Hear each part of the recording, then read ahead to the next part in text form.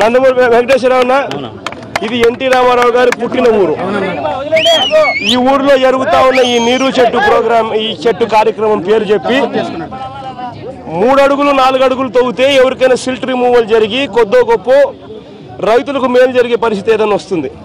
కానీ ఏకంగా నీరు చెట్టు పేరు చెప్పి పేరు పెట్టి పొక్లేన్ల ద్వారా ఏకంగా మట్టి దొవ్విచ్చేసి లేబర్ అనేది ఎక్కడ కనిపించకుండా చేసి ఏకంగా 45 అడుగులు 50 అడుగులు తవ్వి ఈ మట్టి ఎంతకు అమ్ముతున్నాడు?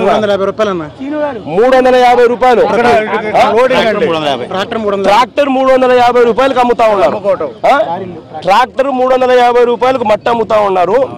పైగా నీరు చెట్టు కార్యక్రమం చేస్తా ఉన్నామని చెప్పి మన గవర్నమెంట్ దగ్గర నుంచి మట్టి తీసేదానికి మళ్ళీ డబ్బు తీసుకుంటా ఉన్నాం.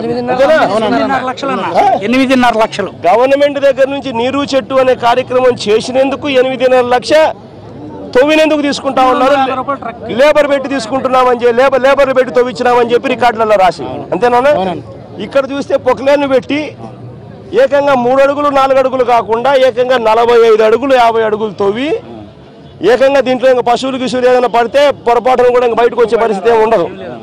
45-50 అడుగులతో ట్రాక్టర్ 350 రూపాయలు చెప్పులు అమ్ముకుంటా ఉన్నారు. అంటే ఇది చేయడం వల్ల ఇక్కడ నీళ్లు వాడలేరు, నీళ్లు ఉపయోగపడవు. ఈ నీళ్లు ఉపయోగపడవు. పశువులు గిసువులు మనుషులు గిసులు ఎవరైనా పొరపాటున పడితే అవన్నీ మనుషులకు ఉపయోగం కాదండి, వాళ్ళకి ఉపయోగం కోసం తవ్వుకున్నారు. అంతే. 50 లక్షల రూపాయలు స్కామ్. ఎవరికైనా తెలుసు, చిన్నపిల్లలు కూడా తెలుసు ఆ సంగతి. 50 లక్షల రూపాయల స్కాము ఎన్టీ రామారావు గారి సొంత ఊర్లో లోకేష్ గారు దత్తత తీసుకున్న ఊరట.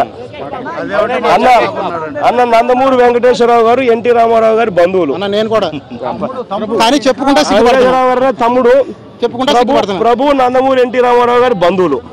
సిగ్గుపడుతున్నా చెప్పు.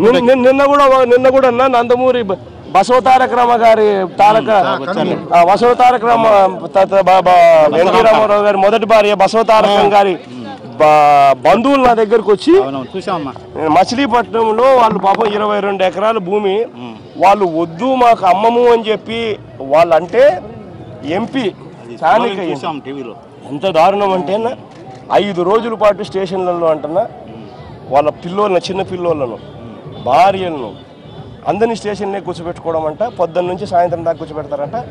రాత్రికేమో ఆయన ఖర్చుతోనే హోటల్ బుక్ చేస్తారంట.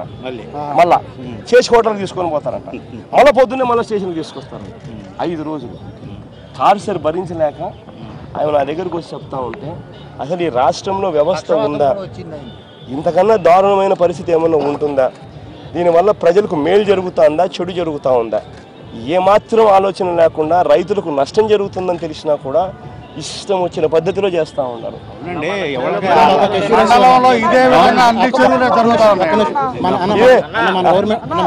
అన్న ప్రభన్న చెప్తా ఉన్నాడు, మండలంలో అన్ని చెరువుల పరిస్థితి ఇదే.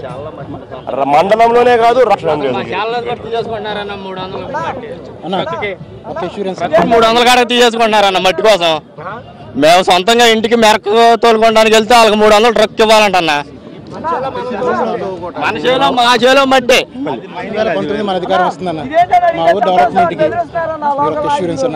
ఈ ఊరు డెవలప్మెంటే కాదన్నా, కృష్ణా జిల్లా పేరే నందమూరి తారక రామారావు జిల్లాగా పేరు పెడతాను.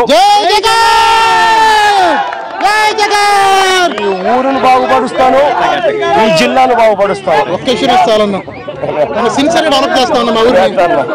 చాలా థ్యాంక్స్ అన్న.